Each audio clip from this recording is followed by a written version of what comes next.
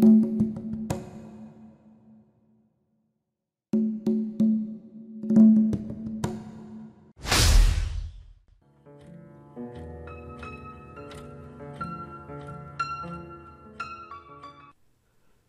fut toute une affaire, ce projet de baptême. Tikok et Sopum voulurent bien en finir au plus tôt. Mais, on ne sut pourquoi, ils étaient hésitants. Il leur fallait réfléchir. Que voulez-vous? C'est dans la nature de nos paysans de toujours faire traîner les choses en longueur. Ils n'ont pas une notion exacte du temps.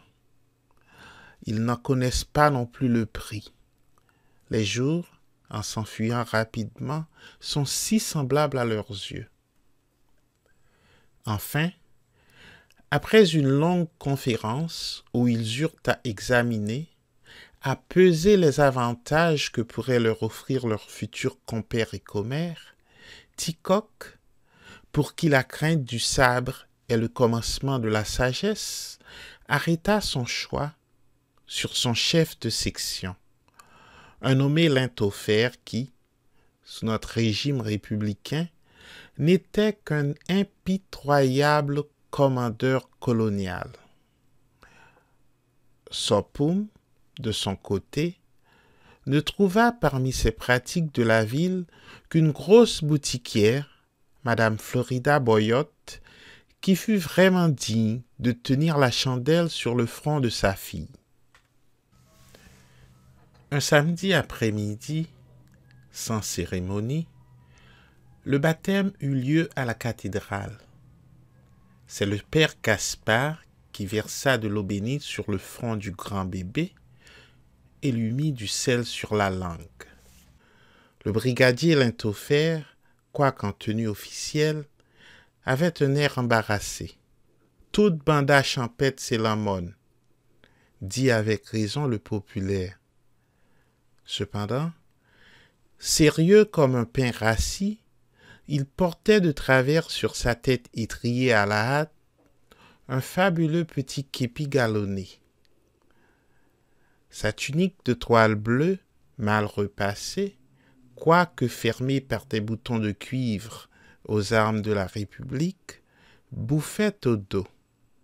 Elle laissait entrevoir, autour du long collet de sa chemise des Indes, un morceau de toile blanche noué à la diable qui faisait office de cravate. Le pantalon était un grand pont. Lintofer avait à la main un anneau et, au talon de ses bottes, aïeul de nos modernes Krasessa, 2 effroyables Henri IV. Sa commère, Madame Boyotte, était vêtue simplement d'une robe de Brabant. Elle n'avait d'extraordinaire sur elle que son tillon de madras et son châle de soie gorge-pigeon. Quant à la filleule, nous pouvons dire, et en cela nous serons d'accord avec ceux qui l'avaient vue, qu'elle était positivement emafraisée. À l'issue du baptême, il y eut une petite réception chez Madame Boyotte. Elle offrit du malavoum, espèce de clairin, à ses compères, donna des pains d'épices à Zoun et des soufflés modés à Sopum. Le brigadier fut ému jusqu'aux larmes. Il fignola, fit le gant trichat, puis manifesta son contentement par ces mots expressifs à l'adresse de Madame Boyotte. « Faut pas plis ma commun. » Notre maréchal et Sopum furent, eux, au comble de la joie. Après une rapide inspection de la boutique de leur commère, ils lui firent toutes sortes de protestations d'amitié et promirent de lui confier prochainement sa filleule pour être élevée. De retour au pays pourri, Tikok et Sopum restèrent de longs mois sans donner de leurs nouvelles à Madame Boyotte. Ils n'avaient pas pourtant oublié leur promesse. C'était un des sujets de leurs entretiens journaliers. Mais quelque chose les retenait, le trousseau de leur enfant. Il fallait lui donner au moins un chapeau, une paire de pantoufles peau cabri et 2 caracos. Quand, après de longs et minutieux calculs, ils purent établir ce qu'ils auraient à débourser, ils en furent comme effrayés. Ils se regardèrent avec des yeux effarés et, en secouant la tête, ni l'un ni l'autre n'osèrent assumer la responsabilité d'une si grosse dépense. Cependant, coûte que coûte, ils devaient se débarrasser de Zoun. Ils devaient l'amener à sa nénène. Pensez donc, la pauvre enfant ne leur était d'aucune utilité. Elle ne pouvait pas conduire les animaux dans le baret. Elle ne donnait à manger ni aux volailles ni aux pourceaux. Elle était si faible et avait si peu d'haleine qu'on ne lui demandait même pas de souffler le feu sous les marmites. Son rôle était celui du petit Legba.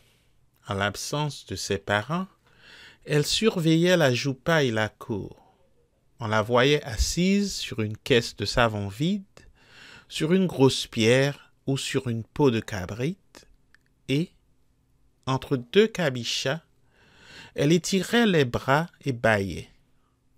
Une après-midi, tandis que Tikok et Sopum étaient au champ, penchés tous les deux sur une butte de patates qu'ils marronnaient, ils entendirent, dans la direction du sentier qui conduisait à leur jardin, « Ouhou, ouhou, maréchal, ouhou, Sopum, ouhou !» Ils se redressèrent et presque à l'unisson répondirent par un ouhou prolongé. Tranquillement, reprenant la même attitude, ils fouillèrent, grattèrent et enlevèrent de dessous la terre bossuée et friable des janchitas et des plaisirs en morue. Plus rapprochés et de plus en plus distincts, le même appel recommença. « Ouhou! Ouhou !» Ils reconnurent la voix. C'était Sœur Mabial qui les hélait. Revenue de la ville, elle leur rapportait les articles achetés pour leur compte. Ils allèrent à sa rencontre vers les haies, du côté d'un tourniquet. Sitôt que cousins et cousines se furent salués avec force révérence, Sœur Mabial apprit à Tikok et à Sopum qu'elle avait vu leur commère, Madame Boyotte, et que celle-ci l'avait priée de leur dire qu'elle attendait impatiemment sa filleule. Jean lié, Menel Bali. C'est une raison, répondit Tikok. Nénen li c'est véritable maman li devant Dieu. C'est une parole, compléta Sopum. On dirait qu'il n'attendait que cette nouvelle pour s'exécuter. Déjà, par une sorte de divination, ils étaient persuadés que Zoun, chez sa nénène, passant du régime du bouillon herbage au régime de la graisse, n'aurait pas tardé à reprendre et à se bien porter.